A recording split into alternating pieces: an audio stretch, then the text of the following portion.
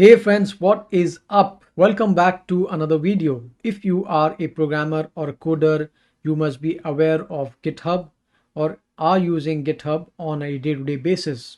Now, if you are not aware of GitHub, let me tell you that GitHub is a SaaS-based distributed version control platform which uses Git. So if you've got a code which you want to collaborate with other people around, or you want to store it securely, you can make use of GitHub. Like I said, GitHub is a SaaS based solution, software as a service. What this means is that the onus of maintaining the infrastructure and the application or the platform is not upon us, the developers, it's upon the provider. In this case, GitHub takes care of the infrastructure and the maintenance of the platform. All you need to do is just go for either free subscription or paid subscription. Obviously, there are some limitations for the free version, and if you want to go beyond that, you can go with the paid version. Surprisingly, some of us out there are not aware of GitHub's full potential, or maybe they are not utilizing it. So either you are just doing a push or a pull onto a GitHub repository, and that's about it. But practically, you will not sit with your code forever. So once you have created your code and you have done all your work, now it's time for you to promote it to a higher environment. In this video, I will show you how you can make use of GitHub Actions and do some wonderful things with your code. So if you are new to my channel, make sure to subscribe to it and click on that bell notification icon, and please share it and help me reach out to people around and share my information. With GitHub Actions, you can create your automated workflow. You can decide what you want to do with your code as and when it is pushed onto the repository on GitHub. So you can either perform some code cleaning, you can do some unit testing, you can create a build, you can deploy it. All this happens in GitHub Actions.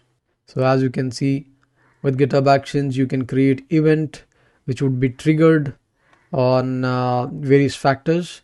Either you want to push to your repository, or you are creating a pull request, or if you are doing some other, you can trigger these jobs on various events. So within the job there are steps, and these are sequential, and you can obviously have more than one job in a single workflow. So that's how it is. Let's take an example of a simple push event onto a main branch. So if you are creating an event which should be triggered on a push to main branch, and then you can go on and create jobs. These jobs will run in parallel unless we want to have them dependent on each other. So I can make job 2 dependent on job 1 and so on. And within job, we have got steps. These are sequential. As you can see, there are runners. Runner are basically an instance. It's kind of a compute they provide with an operating system. You can have a runner for any operating system, be it Windows, Linux, Mac, whatever. So this is pretty much what it is. So you can have runner 1, runner 2, and so on. Each runner is independent of the other. This is started fresh when we trigger one job. So what I mean to say is that the runner 1 is a separate instance altogether, and runner 2 is different. So there is no sharing in between them. But there are ways to share. If you want to share artifacts or the output of job 1 with job 2, that you can do. So I don't want to go into much detail in this right now. I'm going to show you how you can write a simple hello world program without even setting up anything on your local computer. So we are going to run hello world program in the big 8 programming languages.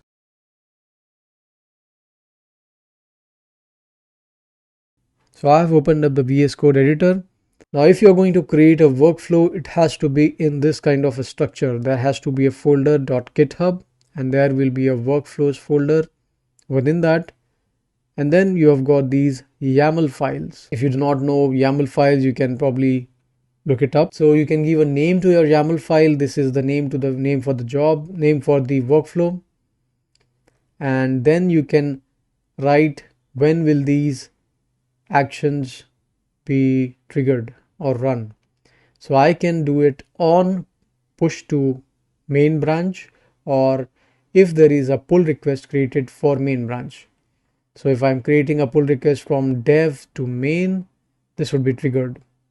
Obviously, if I were to run it manually, I can write a workflow dispatch like this. Coming to the jobs, these are the jobs. Now, as I said, these jobs run in parallel. So the PHP job runs at the same time as JavaScript, CS, Python, and so on. So these are the big 8 programming languages. We've got PHP, JavaScript, C Sharp, Python, C++, Go, Java, and Perl. This is pretty much it. This is the structure of your workflow YAML file. Within each job, you can give a name, which would be just for representation. You can write runs on, which is what kind of an OS you want to run on. As I mentioned earlier, we have got runners, and each runner has got an OS. So you can mention what OS you want your runner machine to run. I have given Ubuntu latest for all these jobs, but you can have any OS you want depending on the kind of project you're doing. After that comes steps. This is sequential kind of steps which you want to do, perform. Now coming to another important part here, there are some pre-built actions which you can use. So you don't have to write those scripts yourself, and you can make use of the already built and published actions which are available on Marketplace. So we can look that up here.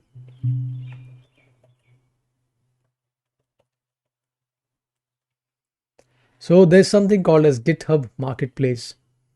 Here you can find actions for anything you want. Lot of options available here. If you want to work on an API management, there are actions which can help you and you can use. Now these actions are open source, created by an independent user or maybe some company, but overall all of these are open source projects. You must be knowing that with open source project there comes some kind of a credibility factor, where you want to know if the uh, action which I'm using or the project which I'm using is credible enough. Is it secure and is it reliable? All those factors come in with any other application, be it on Google Play Store or anywhere. All right, so we have got these different categories here within GitHub Actions. These are public actions which you can use. So if I want to check the code quality, I can go for these actions. Ansible lint. I can do linting on an Ansible script. I can run the Sonar Cloud scan, which is basically, they've got quality gates which does the check for different coding patterns. So let me show you how we can use these actions. So there is action called as checkout, which basically does a git checkout. So if I search for checkout action, I see that there is already one, and this one is by GitHub itself. So yeah, you can see they have added some documentation here, what all features it has, and obviously there are versions to it. So there's improvement going on within that. These are different parameters which can be passed to it, and this is the way to use it. You can mention your action name, what branch do you want to pull, you can mention that, what is the depth of your uh, code commits, you can also mention with that, and there are many other things. So here I have mentioned actions checkout version 2. Then I have given this is the next step. So another thing, so I can write here name like this and give it some name, and this would work. It's not mandatory to have a name anywhere here, but yeah, it is good to have. Now that I have checked out the code, my code which I have pushed, these hello world scripts written in the big 8 languages are here. So we can go through them one by one. This one is the C++. This is the C Sharp hello world. This is Go hello world, the Golang, and then there is Java. There's JavaScript. there's PHP, Perl, Python. So once the code has been checked out onto the runner, the next step is to obviously run the hello world program. So if I want to run PHP scripts, I need to first have my runner capable enough to run the PHP script, right? Here, this one I have found on GitHub and I'm using it. So I can mention the version of PHP which I want. This is how you can do it. Another action being used here. So you can see that I've used one action here, right? And the other one is here. I've used two actions. This makes my whole YAML file quite crisp and precise. So you can still look up for the syntax for your YAML file on to GitHub and you can find out there are many things you can do here. Then comes run, where you can run the operating system's bash. So it's basically a command line for running shell of that operating system. So here I've got Ubuntu and I can run shell on Ubuntu in order to run my PHP code here. As you can see, I have used this command to run the PHP hello world script. Then comes JavaScript. So again, I'm using Ubuntu latest as the operating system for the runner. And I've got three steps. First step to check out the code. Obviously, this has to be there. Second one, another action for setting up node because I've got some JavaScript here, so I want to run it. And then I've got the operating system's shell. I can write commands to run the code. Here I'm using node and I'm running the hello world script. Similarly with C#, again same drill. You have to first check out, second setup.net, third run.net. So this is pretty much the mechanism for most of the steps out here. If you see Python, the same step, check out the code, set up Python, run the code. Similarly with C++, with Go, with Java, you check out the code, set up Java and run it. Why is this beneficial? So first, there is no setup required. If you want to run some script, you can just write it down and publish it to GitHub or push it to GitHub, and GitHub takes care of everything. And once you have committed your code and pushed on to GitHub, your actions will be triggered. So let me show you.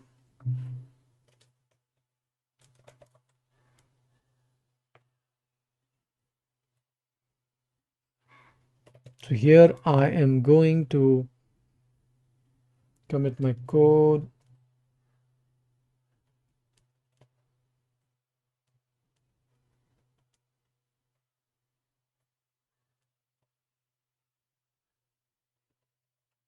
All right, I've committed the code and now I'm going to push it on to GitHub. Done. Let's go to GitHub and see what happens. Now GitHub provides the actions tab here and you can see your actions are triggered and you can see the name of my workflow file CI. It's in progress. I'll click on this. I mean, by the time I reach here, my processing is completed. All these scripts have been processed, compiled, executed.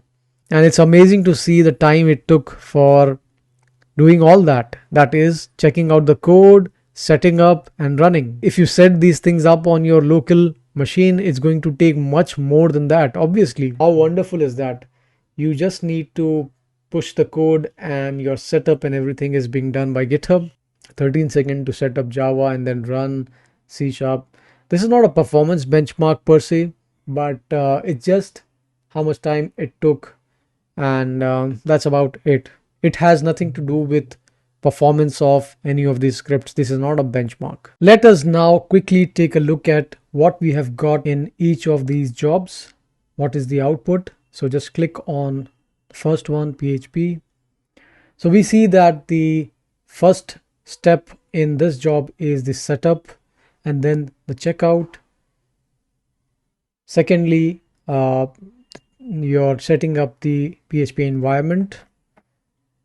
So it is setting up the PHP environment with this uh, actions from the marketplace. And the third step is running the PHP script. So this is what is printed out. Hello world, this is PHP. Similar for JavaScript, the first is the default step by the runner itself, and the second one, this is where we start. So this is what we had defined. We check out the code. Second, set up node. Third, run JavaScript, and this is the output. Similar for C sharp, you're setting up, you're running actions for checking out, running actions for setting up .NET, and then you are executing the C sharp script. Similar for Python, same drill, and you get the output as this. Similar for C++, same drill, and so the list goes on. The first step here is in all of these jobs is a default step where your runner is being set up. Here we see the operating system Ubuntu latest, which we had given, and the last step is the complete job.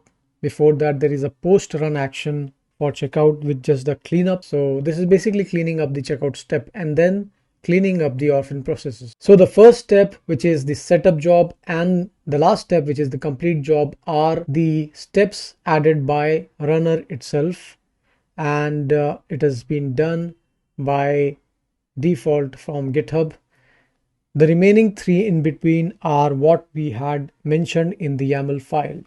Another important thing, that actions tab will not be displayed initially if it is not enabled. So what you need to do is you have to come to the settings tab, click on it.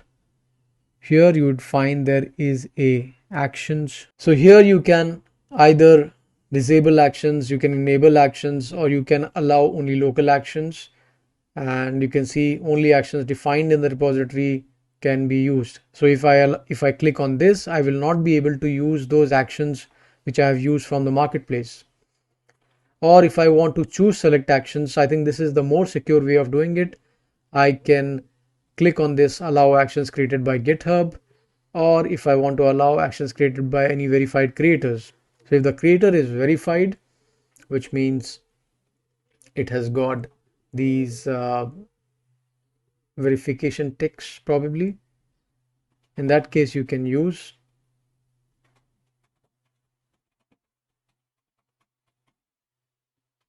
So here I can see for verified creators. Now all the verified creators have got these ticks. So you can choose what all actions do you want, any specific actions. You can mention it here. You can add permissions. If you want to just allow read permissions to your content, you can do that. And there are many other things as well. This is pretty much for the actions part. And then there are runners. So runners, obviously we have got default runners by GitHub. You can have your own self-hosted runners as well. Now self-hosted runners are needed for those use cases where you want your runner to persist, or if you want to have something internal interaction, some internal capabilities. In that case you would need self-hosted runner. For example, if I want to use my runner to communicate with some internal server which is not available publicly, in that case using a self-hosted runner is what is needed. So what I have shown you now is just a basic example of what you can do with GitHub Actions, but there are many other things which you can do. You can create your own actions, you can publish your actions, you can publish it to marketplace, or you can create your local actions which would be in your own project repository. Those are called as composite actions. I will not go much into detail here. This was just a basic heads up of GitHub Actions, how we can do some interesting things with it. And I would be making more videos, more detailed videos on GitHub and GitHub Actions and many other things. I hope you have enjoyed my video, and if you have liked it, smash that like button, and thanks for watching.